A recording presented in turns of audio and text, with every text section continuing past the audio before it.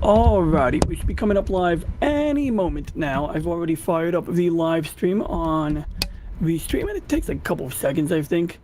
I'm skipping Rumble today, even though my #1 Rumble viewer, Sparks Friday Nights, would probably tune in if he saw me on. But I'm going to upload this to Rumble afterwards because I wanted to keep this as streamlined as possible due to time constraints. Commitments made, yada yada yada. But yeah, I think we're looking good here, so I'm just gonna verify that we are live, and then we will begin. And today I am beginning the recording so that we may we may create a cleaner and shorter video. And so with that being said, let's begin. In today's video, we are going to discuss... Hey, what's up, Roisin? I'm getting off YouTube very soon. Roisin, it's good to see you. Oh man, now I have chat, so I gotta do the pop-out chat. And it's good to see you, Brandon Looney Tunes fan 2000, my friend. I hope you are having a wonderful day.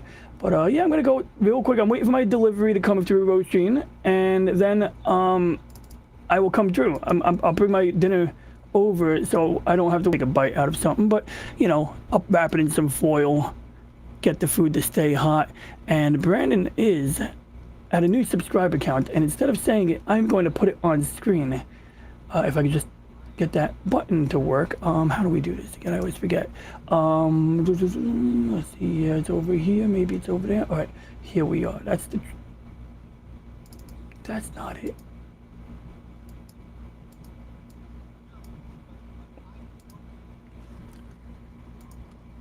Oh, that is not good. All right, let's see. I'm gonna just play with this real quick. This is why I'm doing an upload right after this video, so that we can easily clean this stuff up. Because apparently I gotta redo this. All right, so we're gonna do this right now. We're gonna do YouTube chat, and then I gotta do that button. Then I gotta apply a color key. But yeah, as you can see, there we go. We already got you on screen, Brandon. We got Brandon Looney Tunes fan 2000 has 1,540 or 1,540 subscribers. He just keeps breaking new records. It's really cool. All right, I think this has to be done. Yeah, so we're using a feature in OBS called the color key. And what you do is basically tell it to filter out the color black, and then when we go to, say here, I click on that, boom, the color black disappears. And then what we do is we click on a button like this, or this, and then I have to shrink the window, like I'm gonna literally crop it right now. And I do this because apparently this is the only way to get super chats to come up with the, full emojis. Like if I had an actual monetized channel, which I do not, this would actually allow me to show the custom emojis. And so if you have a channel that's monetized and you have custom emojis, you could do that. You can actually use this in order to enable that. So just something to keep in mind if that's important to you. But there we go. We got it floating up a little bit higher right there, so that it looks like my phone is floating in thin air. It looks like my phone is on the artificial floor, but it's not. I just have green tape here. Okay, so yeah, let's end that recording and start a new recording. And yeah, and I'll be right over very soon. So like I said, wait for that delivery. Oh, there's a guy in a car coming through. So I got time constraints now. I really got to get through with this. And so, once again, greetings to Roisin and Brandon Looney Tunes fan 2000. Congratulations on the uptick in subscribers. You keep working at it because you seem to keep making progress when you do. And with that being said, lol, or ha ha ha, and we're going to proceed with the recording. Alrighty, in this video, excuse me, kind of slipped my tongue. See, this is why I like to record. Alrighty, in this video, we are going to go over how to... All right, let's do that again. See, the beauty of this is I don't have to actually start over because I'm forced to go live. I haven't done this in a couple of weeks. Let's just get a little water here.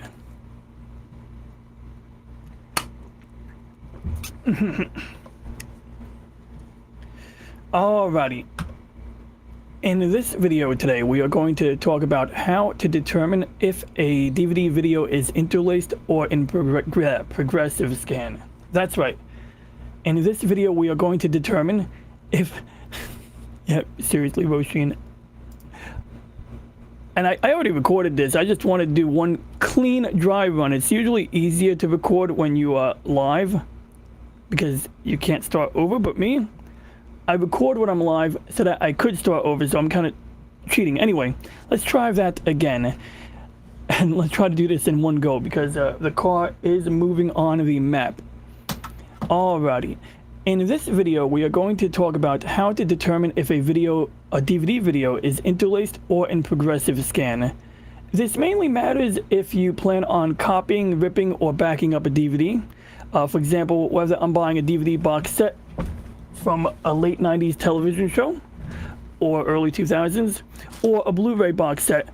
I buy physical media so that I can, avoid being at the mercy of the streaming platform, so that they can't take something out of circulation when I'm in the middle of enjoying it, so that I'm not forced to binge on something in one go. Maybe I want to watch, 10 episodes, take a break, come back to it. But usually that's a little risky when relying upon a streaming platform. Now, with a show like Lex, I can stream it on Amazon Prime, but it has like a lot of commercial ads in it. So I bought this DVD set. As it turns out, there's like 3 versions of this, and this isn't even one of the better ones, unfortunately, but it was only 40 bucks. So I picked up the 4 boxes for 40 bucks, the, 4 seasons or whatever, 5 seasons. Well, anyway, and I was able to service it. The original copy is pretty bad in this particular case. But if you get the $300 one, yeah, apparently it's got a better, mastering. However, as it turns out, running a good de-interlacing filter on this makes a lot of difference. If you're buying something or ripping or copying something on Blu-ray, this will almost certainly not be interlaced. These will all be progressive scans. So at that point, what I'm usually doing is like, this is like a cartoon, a Japanese anime, 25-minute episodes. Each episode is like 5 gigs. Like, it literally takes up 5 gigs. And so what I do is I use an application called MakeMKV, and it'll read whatever titles or episodes are on a given DVD or Blu-ray disc. I originally picked up MakeMKV to do, to copy Blu-rays, and basically gives you individual episodes. Most of the time, you'll get individual episodes per file. Once in a while, multiple episodes might be contained in a single file, like what I might be seeing here. And to show you what MakeMKV looks like in the beginning, I'm going to go and connect to the computer I have that has MakeMKV installed on it, because I have my Blu-ray drive currently hooked up to another computer. So we're going to remotely connect to that other computer. And I have believe it or not, I have a nuclear bomb documentary, a documentary about the atomic bomb that is narrated by William Shatner, and that's in this folder here. And so as it turns out, although I originally picked up MakeMKV for use with, Blu-rays, as it turns out, MakeMKV isn't only for use with Blu-ray discs, but as you can see here, it can also be used with a DVD disc. So essentially, you open up MakeMKV, you might have it installed to your start menu. And if you've never had it before, you'll have like a 30-day trial period. After that, you either got to register or purchase it. Now, to purchase it costs like 60 bucks. I think it's worth it because, like, I want to support the, developer. However, if, let's say, you really can't do that, you can get a MakeMKV beta key, because as long as this application remains in the beta period, or, it's a beta version, the $60 payment is, like, optional. And so, unfortunately, to get this beta key, sometimes like you'll find it on their official forum, like this one right here. But this post is from 2010, so it's really outdated. Wait, actually no, I stand corrected. This one might still be good. Okay, good. So I got to send this off to a friend who will be able to utilize it most likely. We'll make a little notepad file real quick.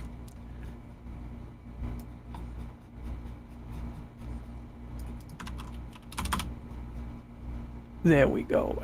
Give him a copy of that. Alright, and then I gotta clean my mouse ball because sometimes you get like little stuff in there, and then the mouse wants to do what it wants on its own. And so, you know, just poke and prod it real quick. If I could just find a metal rod on my desk. Yeah, I'll use a pencil. Using a graphite pencil can't possibly be bad for that, right? All right. There we go. Now, and thank you, Roshin. I appreciate your support. So anyway, that being aside, yeah, I just wanted to get that for reference for anybody who does download MakeMKV and, you know, their 30-day trial period expires. What happens is periodically when the existing beta key expires, a new one gets released eventually. So let's say the thing expires on the 1st of the month. In fact, this one expires at the end of July.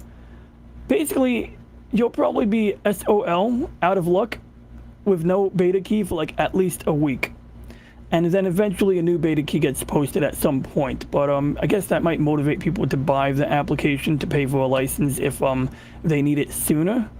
But I think it's a reasonable trade-off, you know. I think it's fine, you know, especially since I bought it, it doesn't affect me anymore. But I understand that not everyone wants to drop $60 on an application like this, you know.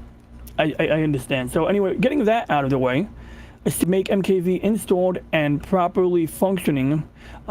This is what you'll see when you put a DVD in. If you put a Blu-ray disc in, you're gonna see something else. And you'll see that we have like a little pull down menu here. I have a virtual drive here, so that doesn't really matter. And I have my real Blu-ray drive already selected.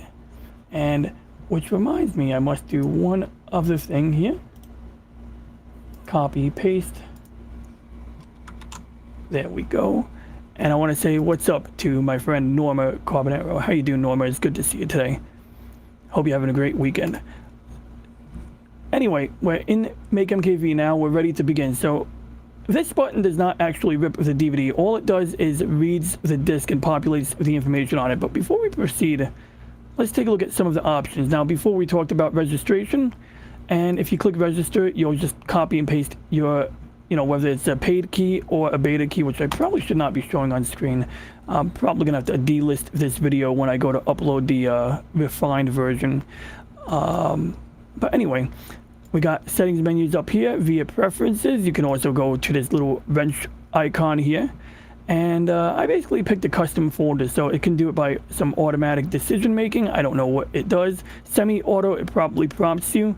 In this case, I just manually specify. So in this case, whoops. And if you make a mistake, just hit cancel and it'll basically undo. So this is going to be Super Mario Brothers Volume 2, Disc 2.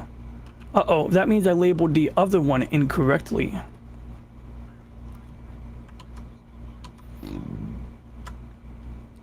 And that means I need to find the other one.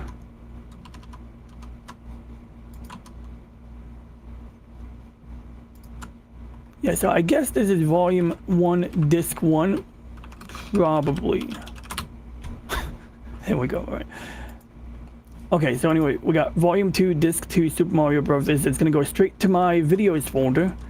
And we can check that. We can go and highlight this. We can browse for the folder if we want. We can, you know, copy the path. In this case, I'm going to do Windows key R, Control V to paste. And I'm going to go straight over to here. And I want to say greetings to Chad M. I hope you're having a wonderful weekend, a wonderful Friday as well. And it did not like what I typed over there. Let's see why. So we're going to click OK. And see, oh, you know why? That folder does not yet exist. Okay, it makes sense. So anyway, we'll go to that folder later. Secondly, most people will have this set to not show them anything that is less than 120 seconds. I forgot why I shortened it to 88 seconds because I wanted to reveal everything that was relevant on the disk. Like, I don't want the 5-second copyright warning, but I do, you know, maybe want to see like something like, I don't know, a menu or something like that. So yeah, you could leave this option as it is at 120 seconds. You can leave this option as it is, just to make sure you know what folder to go to after you're done copying or ripping a, you know, movie or disc. This tab here isn't particularly important, but it contains some data. I mean, it says data directory. Maybe down the road, if you need to back up something, it might contain relevant data, but really, yeah, you know, just it doesn't take up a lot of space, so we could just leave that folder. In fact, we could probably take a look at that folder, and you can see there's like a 3 megabyte file here in a tarball. A tarball means tape archive. It's a old Unix term, and it's got a bunch of binary files in there. And these are probably the backups that they mention in the next page. In fact, we got some internet access, so we can check for online updates. It's got a so-called expert mode, which apparently adds an advanced tab. And, you know, we got like different profiles, like default AAC stereo. Heck, it can apparently even convert the audio to FLAC for you ahead of time, which I did not expect to be available, but that could be cool. Or it'll even like encode it in such a way that it'll work on a WD-TV, which is a Western Digital network attached hard drive, or some kind of device that is a hard drive that you can plug into your TV. So the idea being you have movies on this hard drive, plug it straight into your TV, and boom, you could watch the movies that are stored on it. So yeah, MakeMKV has a provision for that specific type of peripheral if you're using a WT-TV. Now we're gonna go backwards. We're gonna go back to general and turn off expert mode because I don't think it really matters. We go to I/O. Nothing matters here. I mean, it matters if you have like a bad disk and you want to give it an opportunity to try again. This part, do not change it unless you really know you want to change it. When I changed it, I caused a problem where the audio track was non-existent, or where the subtitles were non-existent, because I told it to do Japanese only, or I told it to do English only, and that causes problems when you're dealing with Japanese anime. So we don't want to, you know, change that. At least I don't. Protection. That is a little interesting. Ah, my delivery's almost here. I've been having a bad case of allergies and summer cold. Ah, summer cold, that sucks. I mean, summer is supposed to be like when it's not, you know, cold season, right? Eye drops, that's interesting. So, like, I had that once where I had like a clogged eustachian tube, and I treated it at home. I managed to treat it at home, but like, this was wild. Like, I couldn't hear super well in that particular ear. It did hurt a bit to swallow at times, but like mainly it was just bizarre having like this stuffed up ear, and I thought it was earwax, and at one point it was, and I managed that separately. But in the case of the eustachian tube, it connects your throat to your ear, or your middle ear, and basically it was like clogged up with some form of snot or something like that. And I had to basically make a saline solution and mix it with a anti-inflammatory nose drop called four-way. Yeah, it's called four-way, and that reduced the swelling or inflammation in the tubes and allowed the stuff to get released. And it was a very bizarre. Like, I had to find some instructions. They're like, oh, use the neti pot, but keep the water up there by using the back of your tongue somehow. Like, not really, like, it's a very acquired trick to figure out, you know. And that was a miracle. It was like, then I started hearing this popping noise in my ear, like, went boop, boop, boop, and my hearing came back. I was like blown away. That was wild. But the other thing that happened to me a while back was I was getting chronic dry eye. And so first time I had dry eye, I didn't notice it. For a second time, third time, whatever. But once you have like the eyelid getting stuck to the eye at a cornea, and you have an abrasion there, after multiple times you get what we call chronic corneal abrasion, I think. And basically that means like it's like a rug burn in the same place over and over again. So now, like a few mornings in a row, I'm waking up, my right eye is completely dry, my eyelid goes to open up, because that's what you do when you wake up, right? Your natural reflex is open my eyes, and it would literally be like tearing glue from the eyelid and the cornea, from the white part of my eye, and it would hurt like a mother effer. And some mornings it would hurt like a little bit, but then like third day it's like brutal, and I wake up like, ah, you know. And essentially the ophthalmologist was like, you know, basically this is, you know, due to dry eye, and this is causing recurring corneal abrasion. That is the correct word or term. And then he gave me some ointment and antibiotic drops. Then he gave me what's that stuff called? He recommended that I buy some over-the-counter artificial tears, which I have, and I still use them on occasion. I don't need them lately, but they're good to have. Like, I find them better than using Visine and stuff like that, because I mean, it just kind of makes sense to have a formulation of that emulates tears, which are a form of, like, yeah, it's salty water, but they always have oils in them that lubricate the eyes. And yeah, Yeah, those things are great because once I was done using the ointment overnight and, you know, the antibiotic stuff, then the, you know, artificial tears helped to like keep the eye hydrated until I was able to adjust my air conditioner vent or whatever I think was causing it at the time. Maybe it was the position of my bed. The name of what? The doctor or the eye drops? Or the stuff for the ear? Yeah, because I went through like 4 products just now, but I can tell you that artificial tears, I once took a picture and I put it on a friend's Discord server, and it just says, I'm too masculine for natural tears. Or some corny, funny shit like that. It's like, I don't have tears because I'm a man. I'm such a man that I don't have tears, so I need artificial tears. And in the case of the artificial tears, I'm not too picky with the brand in that case. I went with the Walgreens or the store brand. Yeah, okay, so this is the one I remember. In fact, I think it was Rite Aid, and this should be available in some form at Walgreens and Dwayne Reed if they still exist. I always forget which companies exist. But yeah, this stuff was good, and I picked up like some in the store. I picked up more on Amazon, and it's actually, I think it's made by Bausch and Lomb, which are known for making optical equipment, camera lenses, film projectors, things of that nature. It's like $5, so you know, I mean, all in all, like I like it way more than Visine. If you drink it by accident, I'm pretty sure it does not give you the shits like Visine does, because I think that's like a known prank. People put Visine in people's food, like when they're nasty customers or some crazy shit. And you know, just read the safety information and all that crap. And yeah, that's the stuff I was using. So yeah, Rite Aid artificial tears, but really any artificial tears should be fine. And you can see they're pretty well reviewed, 5 stars. Yeah, it's a sterile solution, of course, because you wouldn't want to put a non-sterile solution in your eye. Alrighty, back to MakeMKV. So yeah, we got the video tab, what folder to save it in, and whether you want it to automatically decide or you want to pick it yourself. General tab. Not really much to worry about unless you want to turn on expert mode so that you can, you know, use it to, you know, with these particular settings here. For example, if you're going directly to a WTTV. However, I would say I wouldn't even do that. I mean, because, like I said, a half hour of this particular series is 5 gigs. 25 minutes is 5 gigs.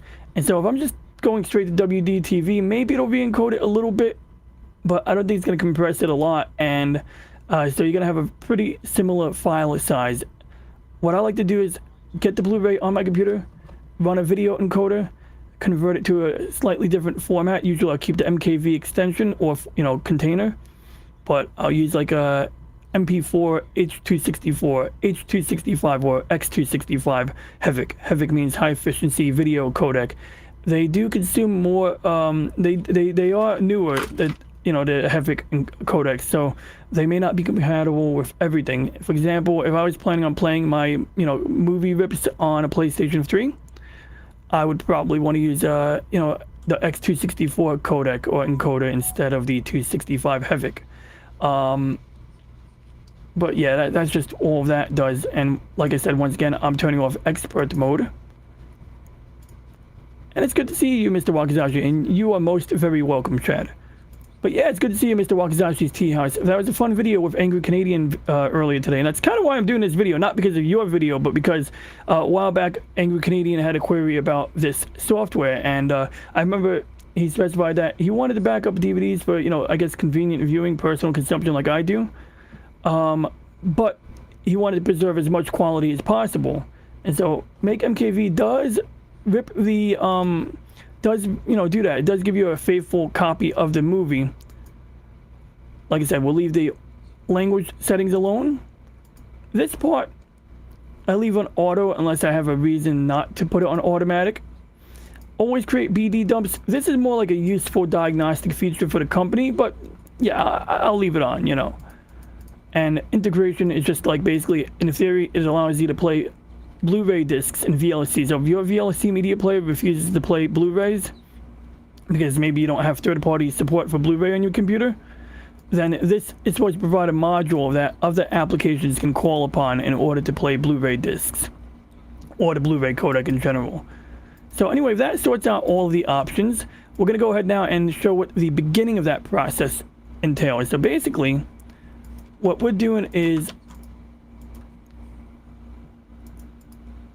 basically what we are doing now is we open up the application, we set some settings to make sure we like the settings, and we're going to click on the DVD button, and essentially all it's going to do is scan the disc and populate what's on it. That's all it's going to do. And it's good to see you, JLM. Thank you for joining us today. And in this case, yeah, it literally says on the bottom, opening DVD disc. So it's not copying it. So if you were to like start this process and walk away, I think it's making a liar out of me. It's making a liar out of me. Okay, that's it. I'm going to close it again because I plan on editing this video and I want the information to be accurate. So from the top, we're going to open up MakeMKV. Yes, my other computer still runs Windows 8.1. It detects the DVD. Now, if it's a Blu-ray, clicking that button will cause it to scan the disc and then give you a list of episodes. This here, I'm not sure what it's going to do. We're going to just run it and see what happens. But I'm pretty sure this is supposed to be a quick scan, unless it's automatically copying the entire disc. So with Blu-ray, it does the quick scan. After doing the initial quick scan, it gives you a list of what's on the Blu-ray disc so that you can select or deselect what you want or don't want. And then it lets you, hit another button to continue the process of, ripping the contents of the disc. So right now what we're seeing here, it looks like it might be doing that.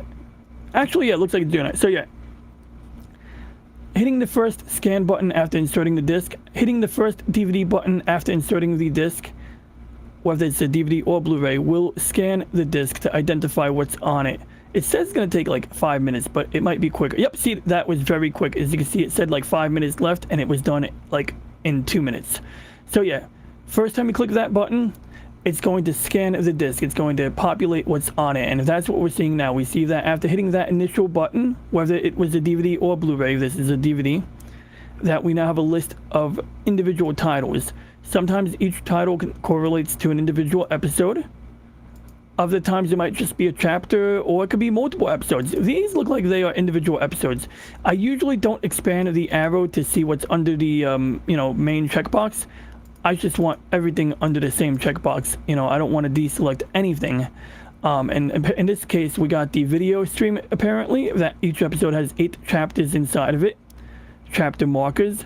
This is MPEG-2 because that is what DVD used. DVD utilized an MPEG-2 video codec, which is why I also want to re-encode it, because a DVD could be anywhere from 5 to 8 gigs, and we could definitely beat that. I mean, 900 megabytes for a standard definition episode, we should be able to get that down to like 500 or 300 megs. Heck, some people would happily get it down to 100 megs, and it would still have satisfactory quality. But if you're OCD like me, you want to have like near perfect or at least the same as original quality, then yeah, I'm less willing to make compromises in that area. And then there's a 5 gig file or whatever title on here. I don't know what's in it. It looks like an episode, but it might be multiple episodes rolled into one, or it could be a special feature. But yeah, we got this 5 gig 43 chapter item, and the rest are just 8 chapters long. These definitely look like individual episodes. This I'm not really sure what it is, but we're gonna go ahead and select it. So we already have Mario Volume 2. In fact, remember the folder we selected earlier? Well, that's not the only place we would select a folder, because apparently I had a typographical error here. So I can correct it over there. But let's say instead of going to the settings, you just want to do it right here now. That's why, or what this does. When you click custom over here, it doesn't only let you set a custom folder. It will prompt you one final time before you're ready to hit the MakeMKV button. And so yeah, we put the disc in. We hit the initial read or populate button that scans the disc. After it scans it, it gives us a list of what's on it so that we can ensure we want to select everything, or if we want to deselect something, we could do that.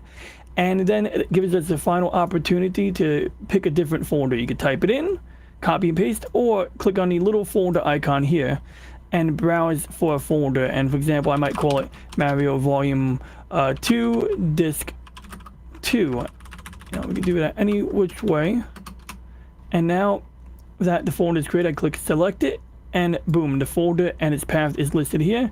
Most people probably notice, but C:\/ or / in this case being backwards, means that these folders reside on a C drive, and after every slash you have another folder. So for example, on a C drive we have a users folder. Underneath the users folder is a RON folder, and underneath the RON folder we have a video folder, and finally the last slash shows us that there is a Mario folder right after the video folder, or right under it. So, you know, just for reference. And what I like to do is highlight that.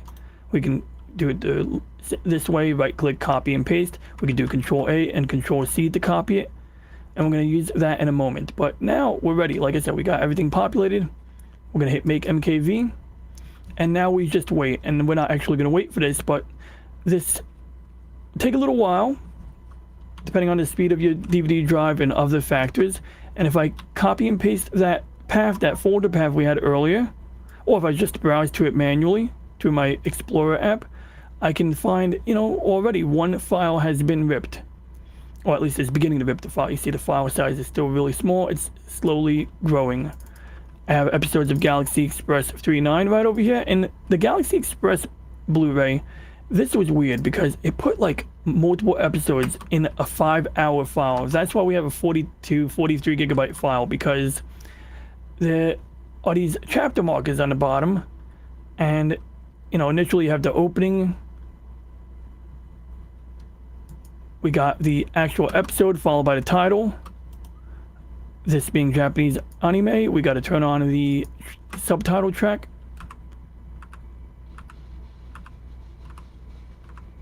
and there we go. You see the characters are speaking, and usually somewhere shortly after this there's gonna be like the title. There we go, the title of the episode.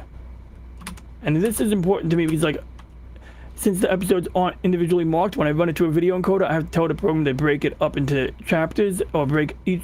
I gotta tell it to take chapters 1 through 5, 6 through 10, 11 through 16, etc., in order to generate separate episodes instead of having one big file.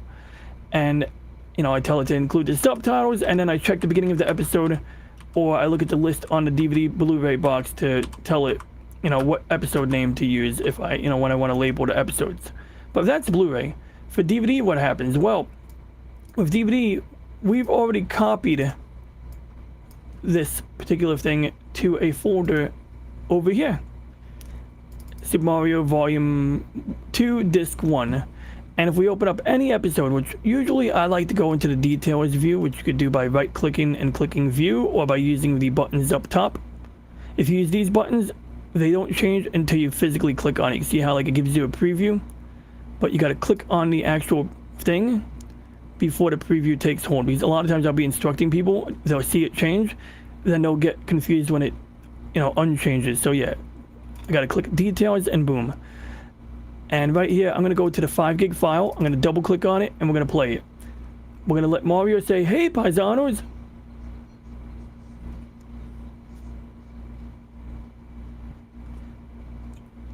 And this is the important part. Is the video interlaced? Well, we can't tell right here, but here's how we can tell. We can simply, that's right, simply do one of two things. We can right click on the video frame, go to the video sub menu, then go to de-interlace and tell it to turn it off or stay on automatic. If it's on automatic, it's effectively on. And you can see already by turning it off, we have these lines. If I press D on my keyboard, that's another way to do it. I can simply press D on my keyboard. So let's put a little camera there on my not so messy desk. And basically, we're gonna get the thing here. Yeah, there we go. And yeah, the delivery is here. So anyway, when I press the letter D here, I want you to observe the status indicator on the top right corner. There we go. D on, D off. D interlace on, off, on, off. And you'll notice whenever it's off, we see these lines, we see these like little jagged lines here. These are called combing artifacts. You might have to see them at max resolution at full screen you might not be able to see them unless you're at full screen at high resolution, but basically this means the video is interlaced. If when you turn off the automatic deinterlacing in VLC Media Player, and you can do that by making sure it says deinterlace off by pressing letter D, or by going to the video submenu. And one other thing to note is, although I prefer using the keyboard to turn it off and on, it is worth noting that under the deinterlace menu there is a deinterlace mode menu, and the deinterlace mode is basically evidence that VLC can use multiple methods of deinterlacing. These are different deinterlacing filters, and I don't know which one it uses or prefers to use, but what I can say is that not all deinterlacing filters work the same. They're not all equally capable. And if we, for example, select discard and turn it on, discard will get rid of the ugly lines, but the way it does it is by getting rid of half of the line. So when I turn it on, it's effectively cutting the resolution in half. And you can even see here on Mario's chin, when I turn on discard, you can literally see that this line on his chin gets a little blurrier. And when I turn it back off, or when I turn it back, off, now you can see that it still looks like crap, but it's a bit clearer than it was, before. And same thing here, you can see like some loss of detail in various places around his eyes. You can see how like when I turn on the discard filter, the edges of these letters get jagged.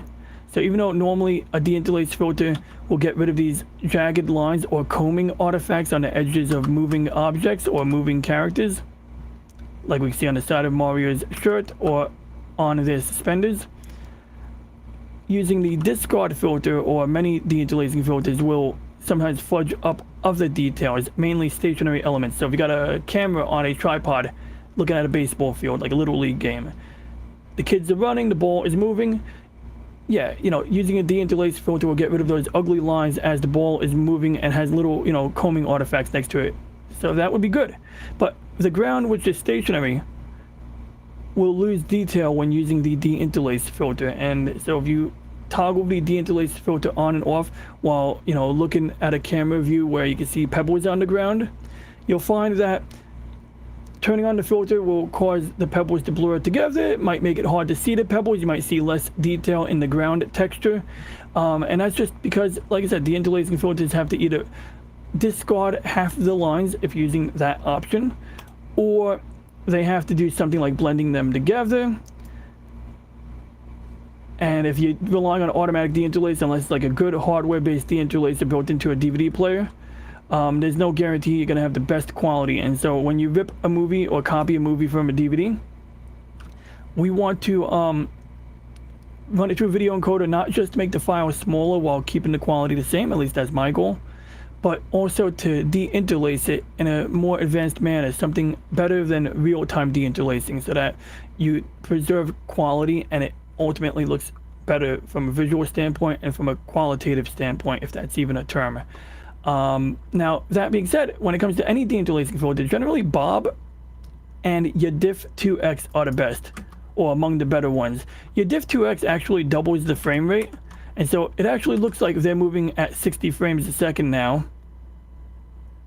Whereas using Bob, I forget what that does exactly, but I know that when you're running into a video encoding application, it takes longer.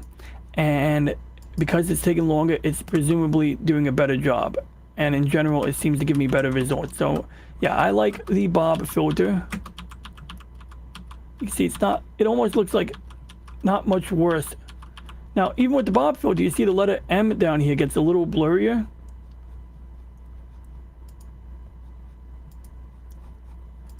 And so essentially it looks less like a letter M when you turn on the filter. The boot loses some detail. When it's playing, it looks a little better, but there is a little more definition on that trademark lettering when the filter is off. However, when you turn it on, you no longer see the horizontal artifacts, which could be more desirable in some cases. And that's actually useful because when it moves with the filtering off, we can see tons of combing artifacts here. that is a great example of like what I'm talking about. And so the filter will get rid of those. So yeah, it would look better regardless of what filter you're using. But if we could do anything to avoid losing detail on stationary objects or to avoid loss of detail in general, that is what I prefer to do. So now that we know the video is interlaced, we're going to move on to really briefly talking about how we can go about de-interlacing it when running it to a video encoder. And so we can use 2 video encoders. I personally prefer using hybrid because hybrid is like more advanced and fancy. But the one that's very popular is called Handbrake. Handbrake has a little pineapple icon. You can download it from handbrake.fr. That's, I guess it's a French website. And let's assume you already picked the desired video codec. You picked the settings for the quality or compression level and all of that. You picked your audio codec of choice. Sometimes I'll use FLAC instead of using AAC. I remember Macross 7, which is a more music-centric Japanese anime, had the audio set to 192K per second instead of 160. So I thought that was kind of interesting. 100 megabyte episodes, 480p. But the person who encoded it knew that it would make sense to, bump it up to a slightly higher bit rate. It's a matter of preference at that point, and, what have you. Now, this is when I was backing up my Sequest DSV Blu-ray discs. And so I did not need to de-interlace these. But if I was to drag and drop Super Mario into here right now, and I know it's interlaced already because I checked it in VLC Media Player, then what I would do is I would pick, usually you set it by default. Usually I turn this off completely to make sure it doesn't accidentally de-interlace anything.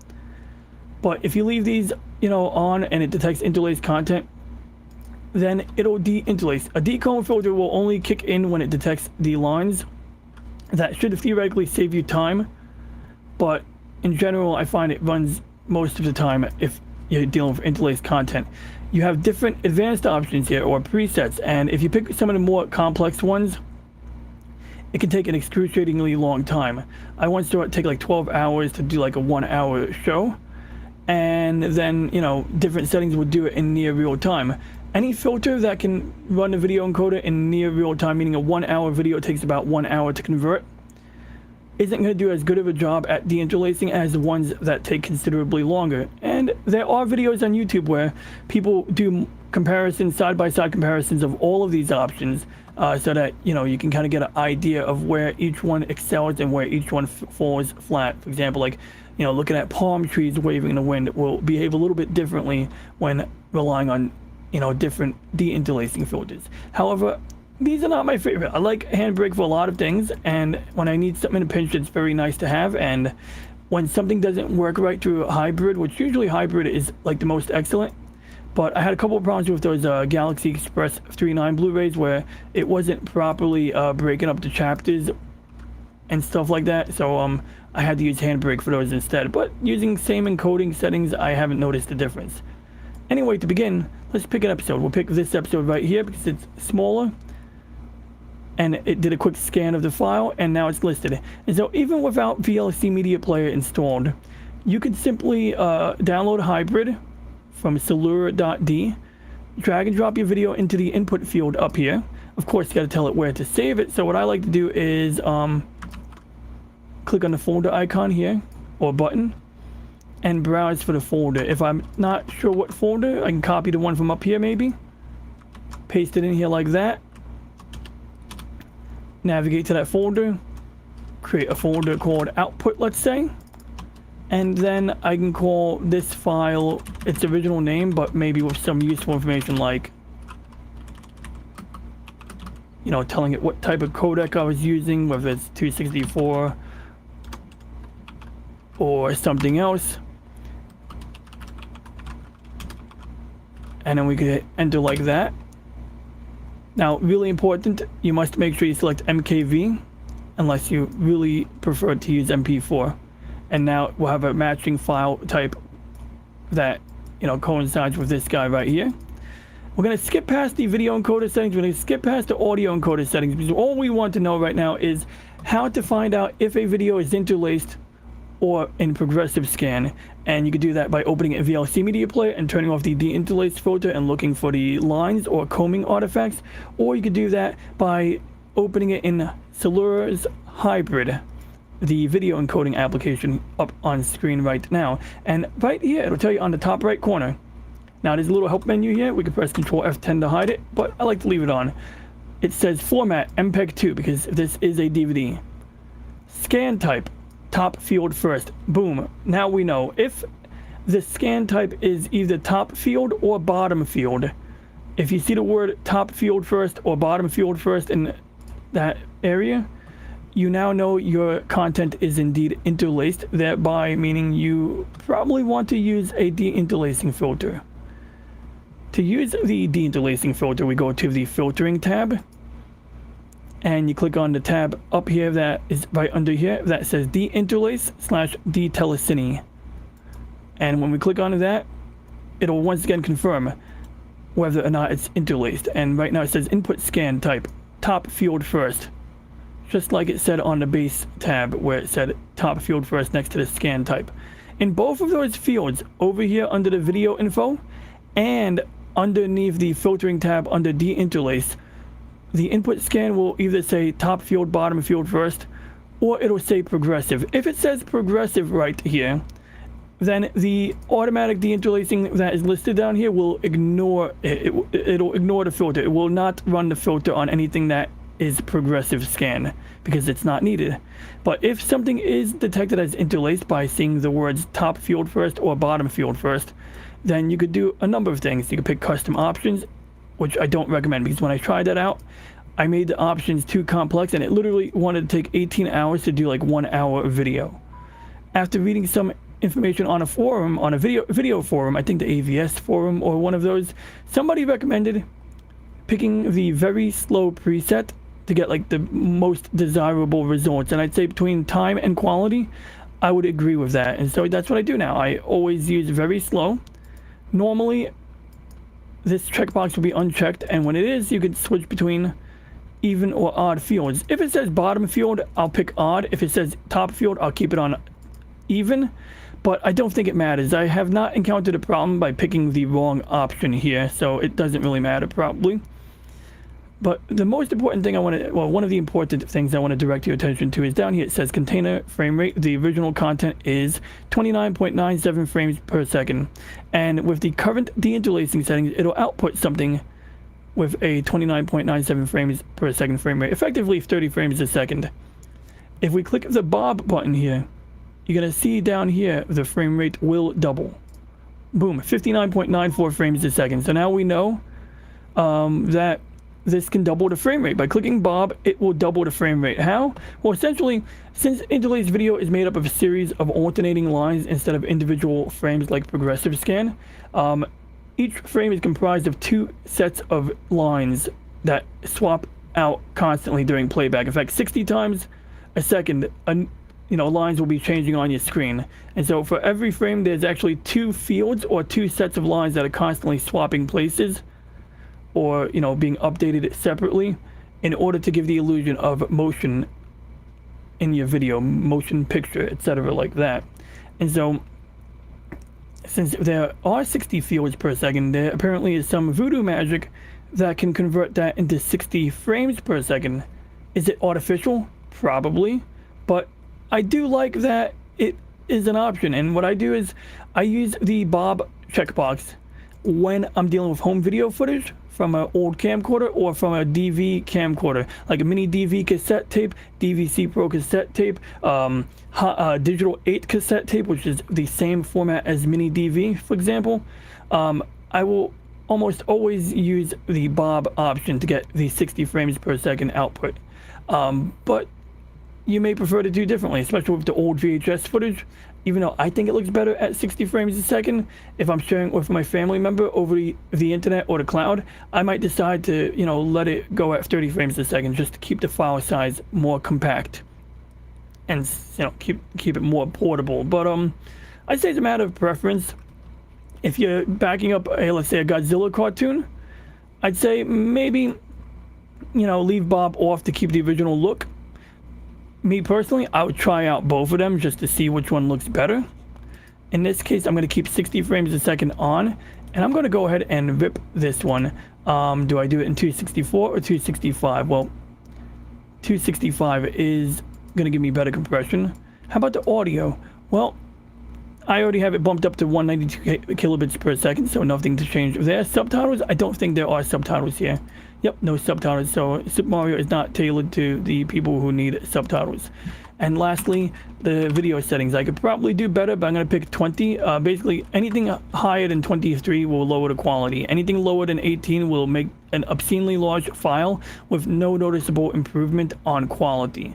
We'll go into greater detail on that in a later video. The important thing is that now I added it to the job queue, and if I scroll to the bottom of my long list of completed batch jobs, I can tell it to start, or I can click on the little play button after highlighting it, and it'll say started, and it'll run. It'll try to estimate the time and the size, etc. With that being said, I must go now. I must get my dinner ready, go out, and I might even uncover my telescope if weather permits. Let's see, because I probably won't run an astronomical live stream if you know, if there's any chance of rain.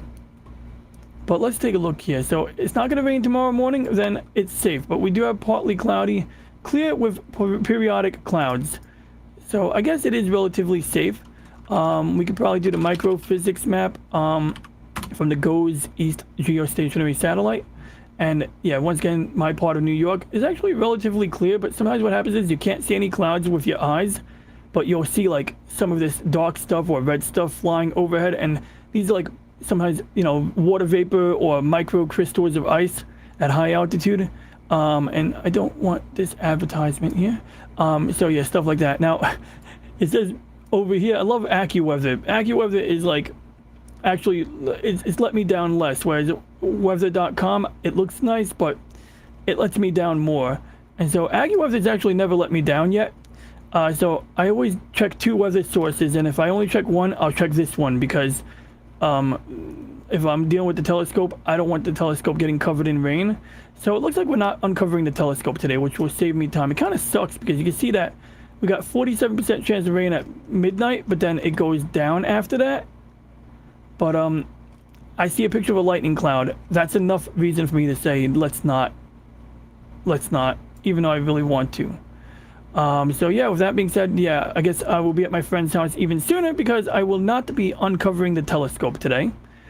As you can see, it's doing the 29 frames a second video at 24 frames a second. So basically, it's going to take a little bit longer to convert the video from one format to another than it takes to watch the episode.